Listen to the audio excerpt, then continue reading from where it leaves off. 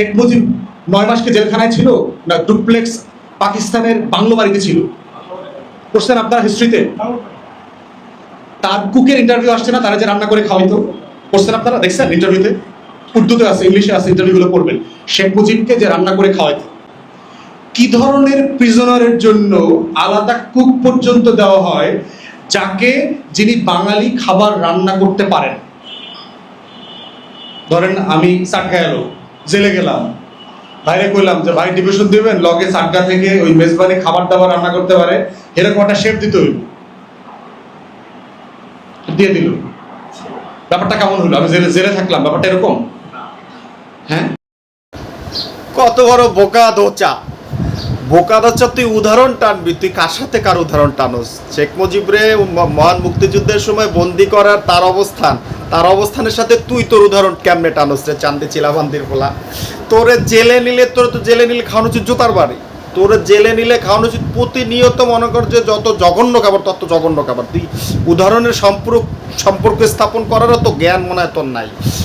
চেহারা কি মানে মনে করা নেই, মানে মানে মানে মানে মানে হ্যাঁ, আল্লাহর পালা উদাহরণ টানস তুই। এমনি উদাহরণ টানবি কেন বাঞ্চত? তুই বঙ্গবন্ধু শেখ মুজিবুর রহমানের সাথে উদাহরণ টানবি হচ্ছে যে মনে করেন মহাত্মা গান্ধী যুদ্ধের সময় অ্যারেস্ট হইল, মনে করেন গাদ্দাফি যুদ্ধের সময় অ্যারেস্ট হইল, মনে করেন যে তোর চে গুয়েরা হচ্ছে যুদ্ধের সময় অ্যারেস্ট হইলেন, বন্দী হইলেন।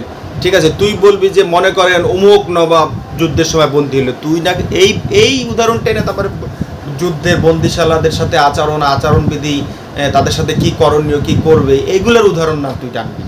ঠিক আছে, একটা মহান মুক্তিযুদ্ধের দেশের সাথে আর একটা দেশের হচ্ছে গিয়ে তোর যুদ্ধ লেগেছে, যুদ্ধ লেগার পরে তারপরে সে বন্দী হয়েছে, হ্যাঁ, তাদের পক্ষে বন্দী হয়েছে এবং ওয়ার্ল্ডলি মানুষ জেনে গেছে যখন ভারত বলেছে যে আমাদের কাছে শেখ মুজিব আছে, তখন পাকিস্তান চিন্তা করলো খাইছে তো। ঘটনা এরকম হয়ে গেল, দিলেমিলে যে তোর পাকিস্তান, তোর বাপেরা মনে করো যে কূটনৈতিক সিস্টেমে তারা চিন্তা করে বললো না খাইছে তো, খারাপ, এটা তো খুব কেমন হয়ে যাবে যদি মনে করে যে ভারতেই অবস্থিত শেখ মুজিব, তাহলে তো আমার সাউ পাওয়ার, তোদের যে বাপদাদারা মনে কর বাংলাদেশ মুক্তিযুদ্ধের বিরুদ্ধে যারা যুদ্ধ করেছে তাদের তো সেটা বাঙালির স্পিড অনেক বাইরে জীবিকা। ঠিক আছে, এরপরে পাকিস্তান বললো যে হ্যাঁ আমাদের কাছে আছে। তো আমাদের কাছে আছে একজন মহান মুক্তিযুদ্ধের মহানায়ক, একটা দেশে আমাদের কাছে আছে, সেই দেশ ওয়ার্ল্ড ওয়াইড প্রচার করেছে আমাদের কাছে আছে, তখন তার খাতিমদার বা তার খাতির, তারে বাঁচাইয়া রাখা, তারে খাওয়া দাওয়া, সেটা কি তোর মতো নেই সারাদিন শুকনা খাওয়াবে? হ্যাঁ, নাকি সে যে ধরনের খাবার খেয়ে অভ্যস্ত, সে ধরনের যে খাবার খেলে সে সুস্থ থাকবে, বেঁচে থাকবে? কারণ সুস্থ থাকার দাম তাদের তো খরচ হয়ে গেছে।